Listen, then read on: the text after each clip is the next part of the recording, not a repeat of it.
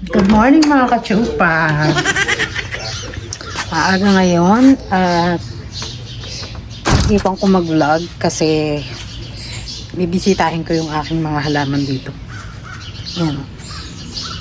Yung aking kamatis medyo lumalaki na. Kahit isa lang siya. Pakita ko sa inyo. Ayan po ang aking kamatis. Diba? Laki na, no? Isa lang. Pero baka mamaya may tumubo pa dyan. Ang aking sili, ang aking basil, medyo lumalanta. Ewan ko bakit ganyan yung ano. Ang aking celery, o, diba? Dito, punta tayo sa likod. Aking puno, oh. Ang daming mga ibon na nasa taas. So, ito ang aking garden dito sa likod. Ito. Yan. Oh, ang aking batchoy nagkaroon na ng flower. Ito ang aking beans. Ay, ano ba to? Chicharo? Parang chicharo. Ayan, oh. Nagkakaano na ang aking kalabasa. Yung talong hinahanap ko, hindi ko makita eh. Etong kamatis. Ano pa ba? Ayan, nagkakaano na, no? Ang aking kalabasa, lumalaki ng ano. Ang bilis man lumaki. No? Pero ito lang, maliit lang ang aking garden dito. Ang aking neighbor nag-build ng ano, bonfire dyan sa gitna ng kanilang garden. At itong aking neighbor, meron silang ano, mulberries ba yun? Yung red na ano, nabibili sa grocery store. Di ba? Ito ang aking garden. Yan. Ayan ang ano. Ito ang punong to. Minsan, hindi mo alam kung maganda ba sa'yo or ano kasi natatakpan niya yung mga ano. Ayan o, tulad niyan. Nakakalbo yung aming grasses. So, kasi hindi naaarawan. So, ayan. Ano naman, di ba? Kasi meron kang lilim dito sa bahay. Pagka gusto ko maglagay ng duyan dito. Kaya lang walang isang ang paano eh. Palapad ba? Kasi yung sanga na ito puro pataas eh. Oh. Puro pataas. Walang pa ganun. Pahiga ba? Pero ayan po ang aming garden. So nakakalungkot no kasi balita ngayon kay Donald Trump. Nakakalungkot lang kasi may gustong pumatay sa kanya. So na nga lang ang magaling na president. Papatayin pa ano. Nakakalungkot lang. Kasi 'di ba, mabait ng tao, magaling na presidente, 'di ba? Gusto nilang patayin kasi gusto nilang maghari-harian, 'di ba? Kaya nakakalungkot kasi may mga ganoon talagang tao kahit anong bait mo. Asawa ko nga nalungkot kasi nga syempre maka-Trump din ang aking asawa.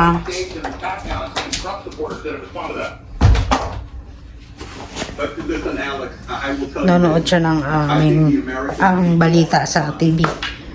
So, kagabi, bumili lang kami ng Popeyes kagabi. So, ano oras na ba? 11 na ako kakain para hindi ako nag-almusal. So, kawawa lang si Donald Trump. Kahit ano kasi talagang bait mo sa mundo. Wala talaga, mayroon talagang mga ilan na tao na ayaw ka talaga. Hindi mo, kaya nga sabi nila wag mo i-please ang tao kasi mayroong mga tao talaga na ayaw sa'yo. Di ba? Nakakalungkot lang. Mundo nga naman. Nagulo talaga ang mundo.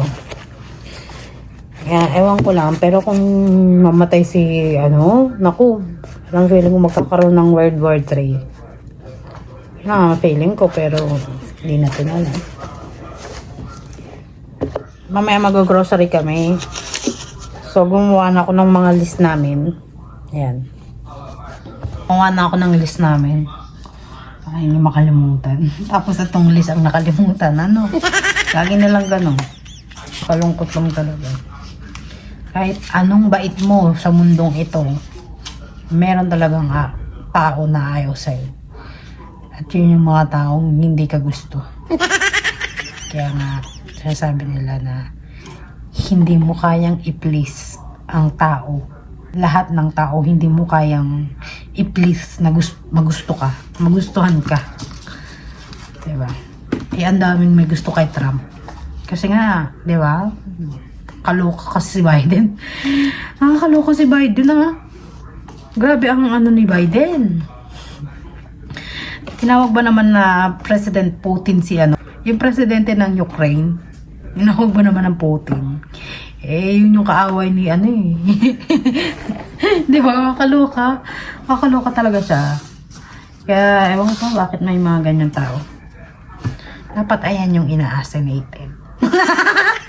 Sarap na baka sabihin, mukha akong baka may manood ng aking vlog, tapos, di ba, bet nila si Biden, as ako naman yung assassinated. Huwag ganun na. Huwag naman sana. Huwag naman po sana. Sa Philippines, hindi pwede yan. Kasi di ba sa Philippines, uso ang kulam. Uso ang kulam sa Philippines, kaya hindi mo pwedeng ganunin yan. Diba? Wala kang takas sa kulang. Kahit saan ka pumunta, makukulam ka. Meron na sila isang picture mo. Parang alam. Dati ka ba makukulam? Hindi naman.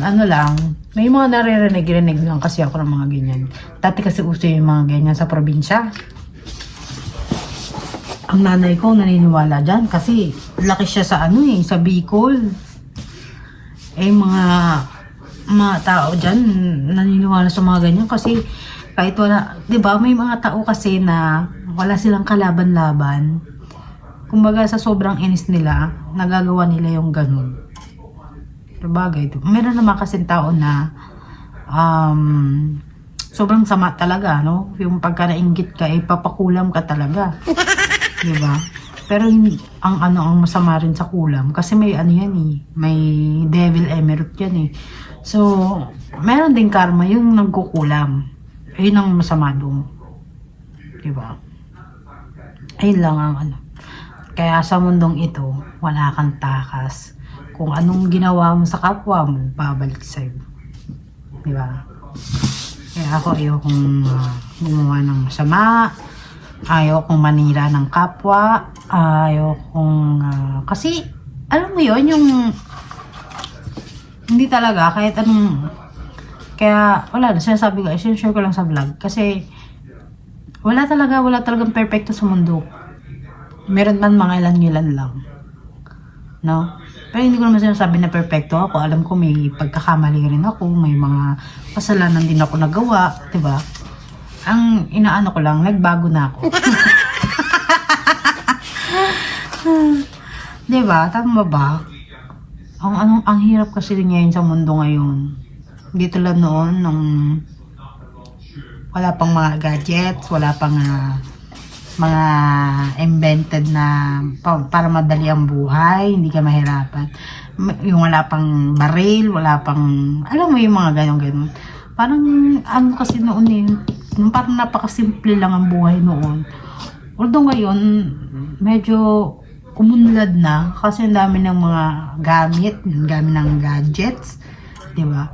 Kaya lang parang kung pipiliin, ang mas pipiliin ko yung talagang noon pa, yung walang baril, walang simple lang ang buhay. Tapos na ninirahan ka sa probinsya, di ba? Meron kasi din sa mga probinsya, may mga rin yan may mga, nanonood kasi ako ng mga Jessica Soho, yung mga, alam mo sa mga probinsya, meron din silang yung parang, ang ginagamit naman, itak. Diba? Pagka sobrang galit ng tao sa isang tao. Diba? Kaya ang gusto, siguro talaga kung kung papipiliin ako, gusto ko tumira sa Switzerland or New Zealand. Diba? Kasi doon sabi wala daw mga gulo, wala daw mga away, diba? Tahimik ang buhay. Tsaka ang mga kasama mo doon, yung mga animals, cows, yung ano mo yun, tapos puro nature, ayun talaga. dito kasi sa Amerika, medyo nakakatakot din kasi hindi naman natin sabihin pero ligtas ka nga kasi 'di ba sa bawat bahay may mga baril, 'di ba? Ayun ang nakakatakot kaya kahit anong ka-close mo sa kapitbahay mo, huwag ka masyadong makikipag-close. Kasi may mga iba talaga na masisiraan talaga ng ulo. Pag nasiraan sila ng ulo, iba talaga ang ginagawa nila. Kaya nga sabi ko, minsan na rin ako, na ganto sa ibang bansa. Yung parang stay put ka lang kung saan ka. Hindi tulad ng sa Philippines, di ba pagka tayo, friendly tayo pumunta pa tayo sa mga kapitbahay natin, makikipag-chismis pa tayo. Di ba alam mo yung mga ganun, tapos may mga handaan. Dito kasi, para kanya-kanya talaga. Hindi ka talaga, ano mo yung tag dito, yung stay put ka lang sa bahay mo. Ito sabi sa akin ng aking asawa, ka-close naman daw niya yung kapitbahay niya. Kaya lang, hindi siya yung laging pupunta sa bahay nila. Hindi siya yung pag merong gathering yung kapitbahay, pupunta siya. Hindi siya yung ganun. Tapos pagka meron kaming gathering, hindi niya ini-invite yung kapitbahay namin. Hindi siya ganun. Kumbaga, neighbor is neighbor. Wala nang doon. Para makapagkaibigan ka pa. Para hindi daw ganun. Siya, pero ewan ko lang sa mga iba. Kasi diba may mga ibang foreigner na pagka may gathering sa inyo, i-invite mo yung mga kapitbahay mo, di ba? At siya kasi, yung asawa ko, pagka may gathering kami lang, pamilya lang, hindi mo na kailangan invite yung mga kapitbahay mo. Hindi naman siguro siguro umuiwas lang din siya sa mga sa mga gulo. Kasi di ba minsan pagka close mo kapitbahay mo, totally close na, di ba? Tapos nagkaroon ng konting problema damay-damay na lahat ng pamilya, yung mga ganun, di ba? Kaya si Paper, iniiwasan niya yung ganyan. Kumbaga, pag kapitbahay lang, hindi tayo magkaibigan, parang ganun. Ganun siya. Pero yung pag sinabi mong kapamilya talaga siya. Di ba? Pag pamilya talaga. Ayun naman ang kay Paper. Ay, ang kinagandaan sa kanya is pagka pamilya mo, hindi mo kailangang awayin. Hindi mo kailangang halin mo kahit anong ginawa ng pamilya niyan. Kahit anong ginawa sa'yo ng pamilya na mahalin mo kasi pamilya pa rin. Parang ganun. Ganun siya. Pero pag kapitbahay ka lang. Hindi ka kaibigan. Ganun. Ngayon ang ginaganda ng asawa ko. Kasi siya, parang family oriented ang asawa ko. Kaya lang kasi buti nga nag-asawa pa to, kasi kung feeling ko kung hindi nag-asawa to, tatanda to nung binata. Yung wala bang asawa. Kasi nung naghiwalay sila ng kanyang asawa, wala siyang talagang balak mag-asawa ulit, kasi meron ako nakitang lumilipad. Wala talaga siyang balak mag-asawa ulit. Kasi parang kontento na siya sa buhay niya, yung parang mag-isa, tahimik, nagagawa niya yung mga gusto niya, yung nakakabili siya ng gusto niya. Pinilit daw siya ng nanay niya mag-asawa ulit. Kasi daw parang malungkot nga daw pagka mag-isa. So, pumunta ang bakla sa dating site. Ayun, nakita niya ako. Diba? Natutuwa lang ako kasi mabait yung aking asawa. Family oriented din, di ba? Kaya sa mundong ibabaw talaga. Kaya nga dun sa mga basher, sa nagiging basher, pagka ayaw nyo dun sa pinag-aano niyan Oh man, how you doing? akin na yung pamangkin. Tag dito, kung ayaw nyo doon sa pinagbablog, di ba? Kung ayaw nyo doon sa pinanonood yung vlogger, huwag nyo nang panoorin, huwag nyo nang sabihan na ganto, ganyan, masasakit na salita. Kasi hindi talaga siya maganda. Once na nagbitaw ka ng masakit na salita sa isang tao, may mga chance, malaki ang chance na yung mga binitawan mo salita sa taong yun, ibabalik sa'yo. Manggagaling pa sa mga mahal mo. Di ba? Totoo ba? Tama eh. Kasi ako hanggat maaari, kumbaga may mga vlogger din naman ako na gusto, may mga ayaw din na sobrang arte, ganyan. Pero dun sa mga ayaw kong vlogger, hindi ako nagko-comment ng nanonood ako ng mga vlog para in case na anong gagawin ko sa back vlog ko, ganyan. Paano ko gagawin yung vlog ko, yung ganyan, para matutuba. Pero doon ako nanonood. Pero yung sabihin mong mayroong idol ako na vlogger na wala akong natututunan, hindi ko pinanonood. Kasi ano matututunan ko sa kanya? Diba? Wala akong matututunan doon. Buti na lang yung mga yung mga subscriber ko nanonood pa rin sa akin. Nakakatawa is ibig sabihin may natutunan sila sa akin. Merong iba, walang natututunan, natutuwa lang kasi daw ako, masayahin daw ako, ganyan. So, may mga ganong yung tulad, minsan napapanood ko yung mga ibang vlogger na sikat, yung magaling magpatawa. Kasi minsan gusto ko ring makakuha ng idea ba para paano ba to pasayahin yung isang tao na nanonood lang sa akin. Diba? May mga ganon. Pero yung sabihin mong pagka nanood ako ng isang vlog na naartehan ako, hindi ko pinanonood. Siyempre, lahat naman tayo siguro, di ba? Pagka sa isang tao, nanood tayo, tapos naartehan tayo, papanoorin mo pa ba? Di ba hindi? Parang maiinis ka lang eh, makakapag-comment ka pa ng masasakit. So, mas okay nang wag nang panoorin kaysa pilitin mo panoorin tapos mag-comment ka doon ng napakasakit na salita. Di ba? May mga ganun kasi, meron ako napanood din isang vlogger. Kasi siya, parang laking probinsya. Tapos kung the way mag-explain back, the way magsalita, ang dami naiinis sa kanya daw.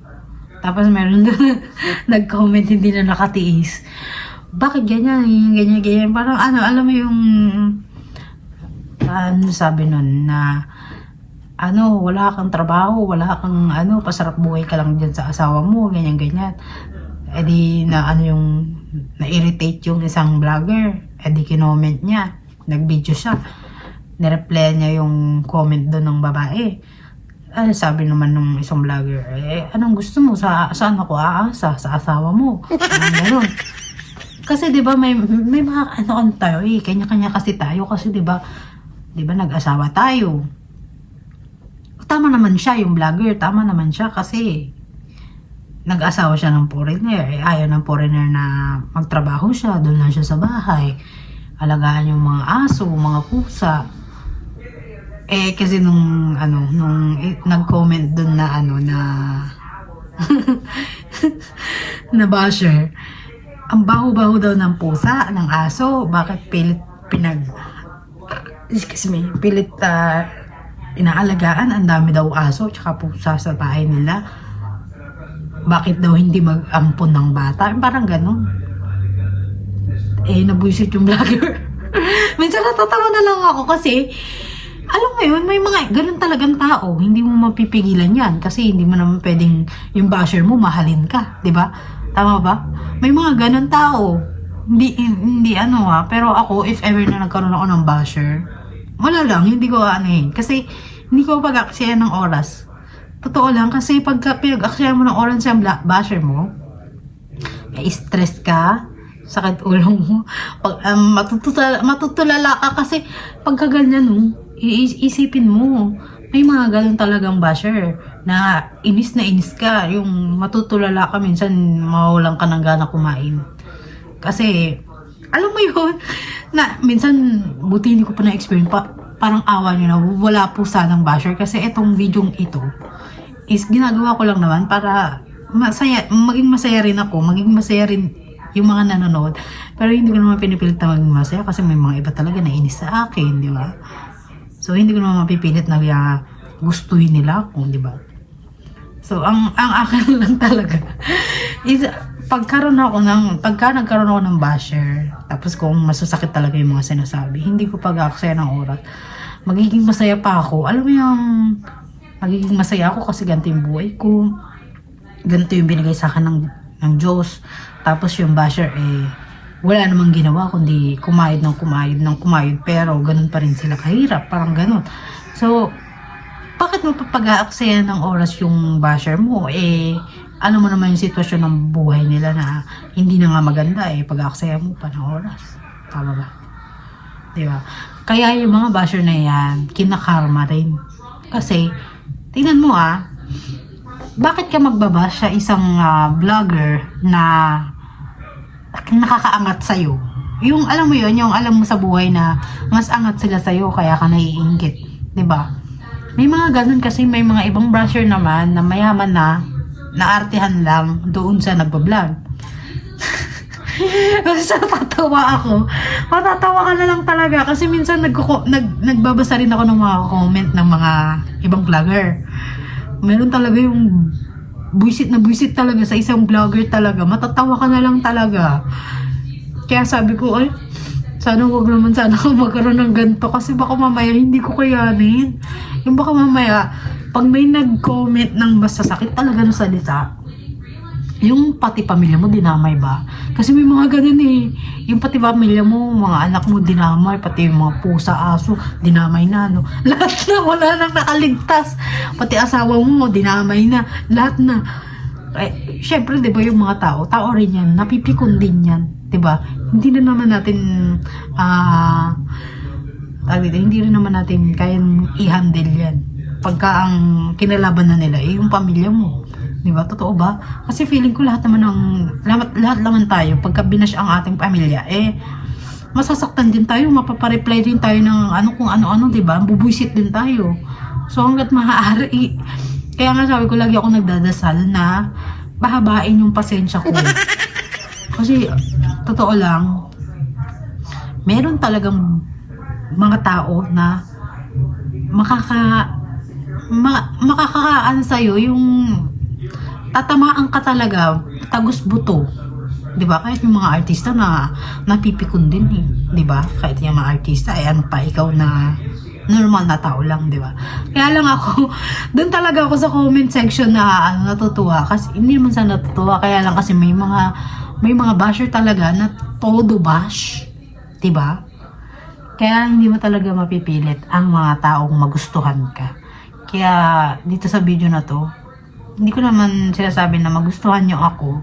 Hindi ko naman sinasabi at pinipilit na i-subscribe nyo ako. Kung gusto nyo lang. So, ayun lang ang ating topic for today's video. Tatawa lang kasi. Wala kasi ako for today na ano kayang i-topic natin kay ang i-topic kaya natin kay Trump kasi nga nangyari na may bumaril sa kanya. Buti na lang, please lang kasi dami, di ba nanonood ako ng balita pagkagising ko ang aking asawa maka-Trump kasi nga syempre di ba yung taong yun tumulong sa maraming Amerikano na mo iba yung nakabili ng bahay, murang bahay, nakabili ng mga sasakyan, natapos ang mga bayad sa utang, mga ganyan-ganyan. Kaya nagustuhan nila si Trump kasi balik tayo dun kay Trump. Kasi magaling, hindi siya yung corrupt na president, di ba? Magaling siya, tsaka may utak talaga siya. Sa ganung age nila, 79 yata yun. Hindi ko alam kung anong age siya ni Trump, pero mautak talaga, matalino talaga si Trump. Kaya ang daming gusto si Trump. Kasi matalino talaga yung taong yan. Kaya sabi ko nga sa niligtas yan ni God. Kasi feeling ko ayun lang talaga ang niligtas sa Amerika. Kasi kung hindi, lulubog ang Amerika kung si maging Kaya siguro may gustong pumatay kay Trump kasi wala na talaga kasi alam nila na panalo na talaga si Trump. Wala pang November ang botohan dito. Kaya nga sabi ko sana hanggang ligtas si Trump kasi noon dati ayaw nila kay Trump pero yung naging president si parang mas okay pa si Trump, di ba? Ang laki ng tax kasi bawat dito, pagkain, nagmahal talaga. Kasi nung binibili namin Subway, na ganyang kalaki, sabi sa akin ng asawa ko, ang cost lang daw ng Subway na yun dati is nasa $12. Ngayon, pag bumibili kami ng ganung Subway, na bread na ganyang kalaki, $21. Dahil, sabi ko, ang laki ng tinaas diba? Ilang sa diba? Makikita mo naman kasi kahit na nag-grocery kami, ang laki talaga ng tax niya kasi dito sa Amerika, pagka bumili ka ng grocery, kunwari, prutas, nakalagay lang is $3. Pag pinunch mo yun, meron tax yun. Hindi yung $3 lang. Meron pa minsan, ang strawberry, sabihin natin ito, strawberry ganong kalaki, $3. Pag pinunch mo yun, magiging $3.99, meron parang magiging $4, magiging $4. Pag pinunch mo kasi, may mga, sa Philippines, di ba pagka bumili tayo ng chichirya, or kung ano yung price nun, yun na yun, di ba? Kasi silaman na nila yung tax doon sa loob, 'di ba? Hindi pinapakita sa atin yung tax. Pero pagka makikita mo yung grocery receipt mo, doon sa pinakailalim, meron ng tax doon. Kumbaga hindi mo na kailangang, hindi ka magugulat yung presyo ng pinag-grocery mo, lumaki. 'Di ba? Kasi ganun yung ginagawa sa Philippines. Pero dito, kada bili mo ng isang, bilhin mo to, bili mo yung mga ganyan. Bawat isang presyo niyan, meron pang naka-add na tax dyan. Kaya magugulat ka minsan, mag-grocery ka na lang, makikita mo yung tax pinakamalaki sa grocery mo. Totoo yan. Kasi, talaga, iba talaga, kaya ang dami reklamo na mga Amerikano na hindi na gumaganda ang Amerika kasi nga, dahil sa mga tax, sa mga nagmamahalang hindi na buti nga dito sa Wisconsin, meron pa rin free yung Manitowoc, free pa rin, di ba? Meron pa rin mga ganyan-ganyan. Pero dito sa ibang mga lugar, state, nagmamahalan talaga. Ay naku, kung hindi nyo lang ang dami talagang, minsan nga ang dami mga Amerikano na lumilipat na sa small town para masustentuhan yung mga anak nila Kasi ang hirap talaga dahil, kung ikaw ay taga California, Florida, Texas, tapos ang sweldo lang ng asawa mo pumapatak ng $20 per hour. Naku, maliit yan, day. Sinasabi ko sa inyo, maliit yan. Maliit yan. Kasi doon sa lugar nila, ang $20 siguro, yung $20 na per hour nila, nagagastos nila pagka may pamilya, kung nasabihin natin 3 anak mo. Doon sa lugar na nakatira sila, yung isang araw mo na sinweldo, pang isang araw pagkain nyo lang, day. Totoo yun may mga ganun, kaya may mga ibang Amerikano na lumilipat sa small town tulad ng mga Wisconsin. Sa Wisconsin may mga mamahaling rin dito, city.